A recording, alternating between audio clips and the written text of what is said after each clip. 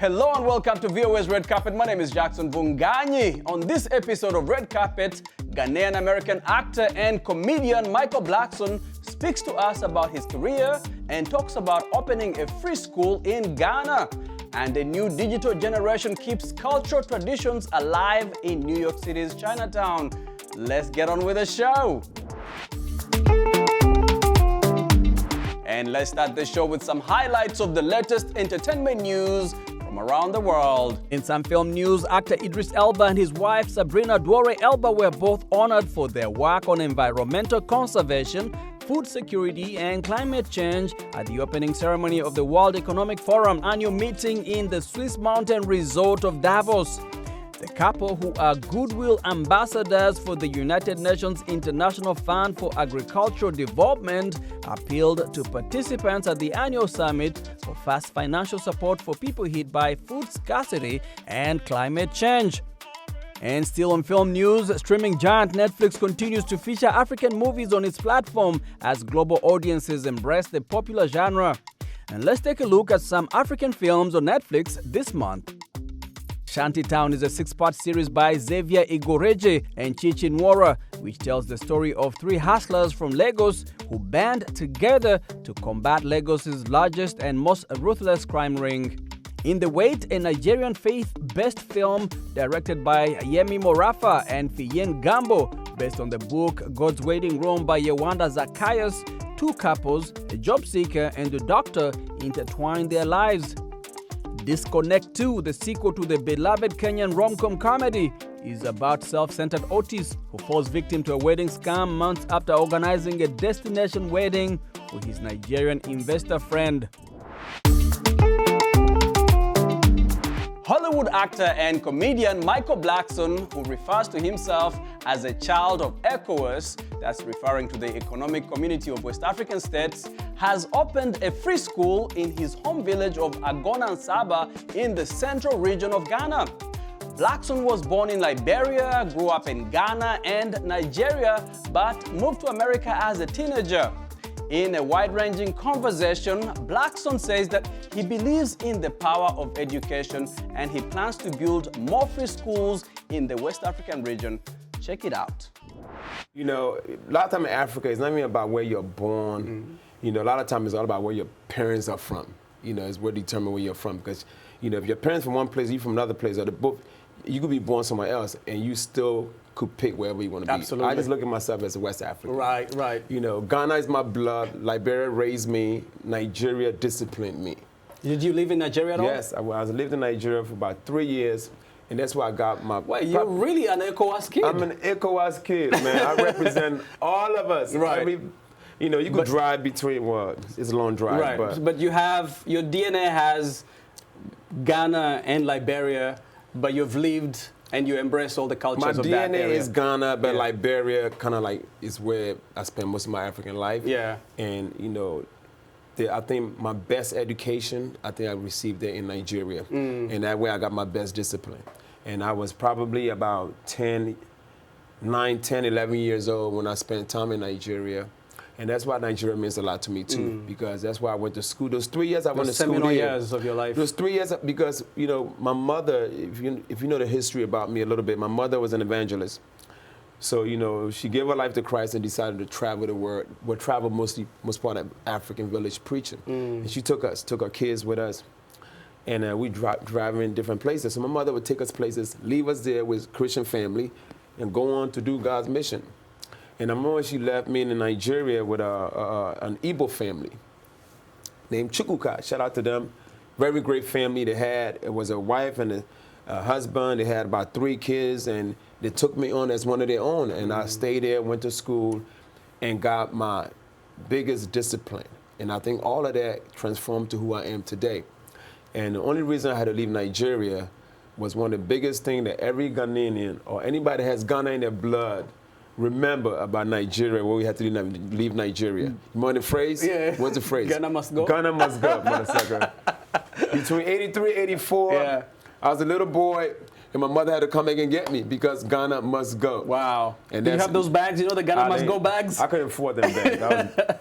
But yeah, so that's my history to, to Nigeria. That's very interesting. And those 3 years I went to school there was probably my most disciplined. I probably got my best education around that time because my mother traveled so much. Between first grade and 8th grade, I probably saw definitely half of those. Wow. I remember first grade. I remember like 3rd and 4th and 6th. And then I went to the 8th grade when I came to America. Wow. Unfortunately, when I graduated high school, I came from a very poor family. We had nothing. Just my mother working, and I had to help my mother pay bills.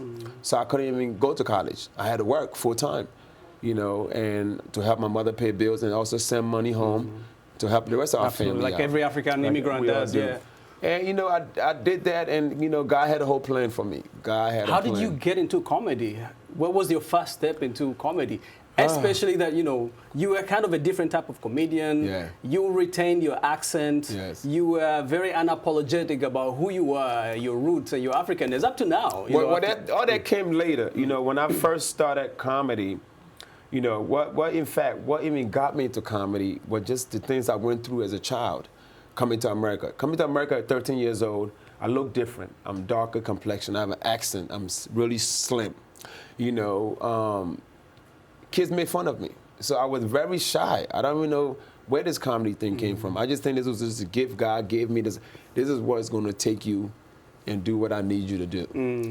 Because I was a very shy kid. Do you remember some of your first material? Yes. In fact, one of my first material was, I was probably about 19, 20 years old when I started.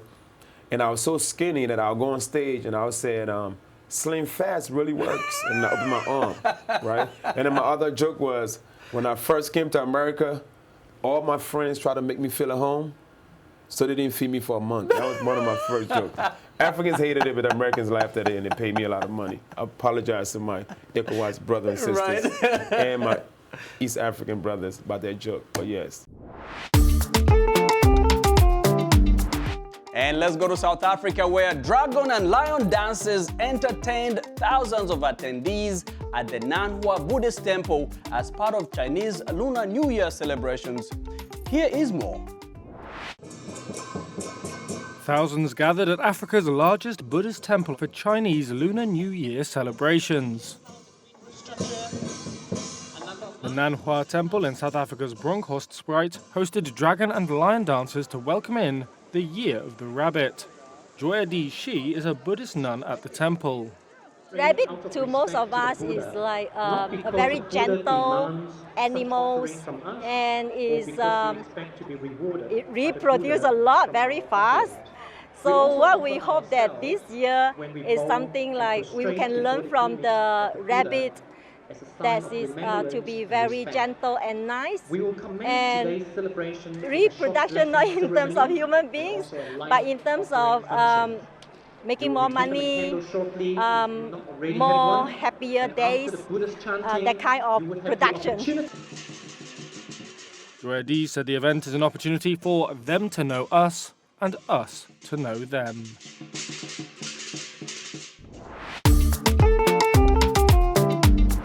And let's head over to New York City. Manhattan's Chinatown, one of the oldest Asian enclaves in the United States, is experiencing a rebirth. A new generation of social media savvy Asian Americans are revitalizing their family businesses and attracting new visitors to the distinctive neighborhood, which in the past 2 years has borne the brunt of the COVID-19 pandemic, along with the anti-Asian discrimination. VOA's Trina Tree reports. Back in March of 2020, New York City was the epicenter of the coronavirus pandemic. And in Manhattan's Chinatown, community members experienced it twice over. Not just with the disruptions caused by the virus, but with the racism and xenophobia that surfaced alongside it, sometimes manifesting in violence.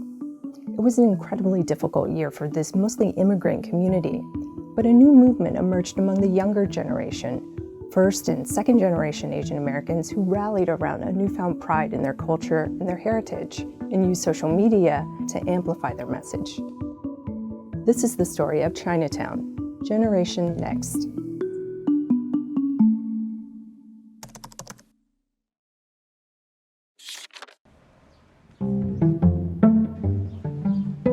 Here in Manhattan's Chinatown, there's an energy in the air. More than 2 years since the start of the pandemic, the neighborhood is experiencing a rebirth. It's a wild-grown tea from my family's hometown. Leading the revival is Chinatown's younger generation, many of them first-generation Americans, the sons and daughters of immigrants, who have the hustle and drive of a typical New Yorker. I am the second-generation owner of an intergenerational store in Chinatown called Ghanaian-American. We specialize in tea and Buddhist and cultural goods. Lou's father started the business in 2006, after his first trip back to China since immigrating to America. He caught up with a lot of his friends that he had not spoken to in nearly a lifetime through tea. He has kind of seen the product transform from just a household drink that everyone drinks into more of like a lifestyle. And so he thought it was a very good opportunity to bring it back to America.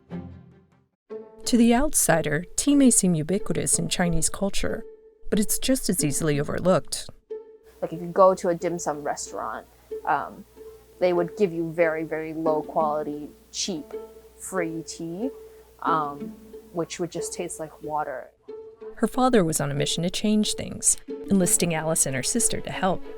Every single time there was any sort of community fundraiser or a person running for any campaign, or in school there was some sort of event or show and tell, or like a street fair looking for programming, we would do traditional Chinese tea ceremony performances. The pandemic, coupled with an increase in anti-Asian violence, have made the last 2 years undoubtedly difficult for Chinatown's small businesses. But that's where the generational differences in social media savviness have made a difference. Before the pandemic, we basically did not have a social media presence, and then since then, we've had to make sure to get on Yelp, make sure to go on Instagram. It's necessary that, the younger generation needs to step in for this, because the only reason why it hasn't happened up till now is because our parents don't have the ability, the English ability, nor the technology skills in order to do that for themselves. Lou isn't alone. In recent years, her peers have launched a number of Chinatown-focused nonprofits to promote and preserve their beloved neighborhood. Their work is far from over. Unless we have strong cultural institutions here, strong anchor businesses here to hold down the fabric of the neighborhood, it's very easily collapsible. Beyond just economic survival, it's a way for Lou to stay connected to her roots.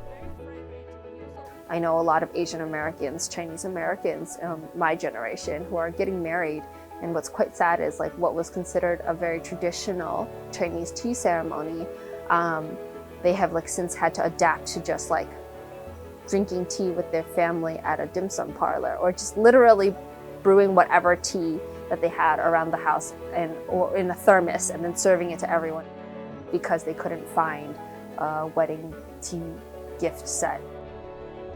Small businesses in a community of color, what they provide to the neighborhood is more than just the product or service that they provide, but also that cultural knowledge and that ability to continue that cultural practice.